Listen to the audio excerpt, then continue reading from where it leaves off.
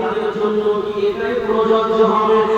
আল্লাহ পাক বলেন ও আমার ফেরেশতারা যারা জাহান্নামের ব্যক্তি তাদের জন্য এই আগুনটা প্রযোজ্য হবে না, তাদের জন্য এই আগুনটা প্রযোজ্য নয়। যাও চলে যাও চলে যাও জাহান্নামের আগুন আমার জ্বালিয়ে দাও। আল্লাহ তুমি জাহান্নামের আগুন আমার জ্বালানো শুরু করলো। জাহান্নামের আগুন জ্বালাতে জ্বালাতে এমন করে জাহান্নামের আগুন ফুটতে ফুটতে জাহান্নামের আগুনের রংটা লাল হয়ে গেছে। আল্লাহকে বলল ও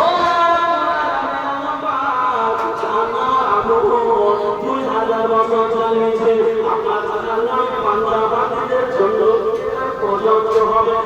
আল্লাহ পাক বলল না, জাহান্নামের আগুন আরো কঠিন তৈরি করো, আমার জাহান্নামের আগুন জ্বালানো হলো।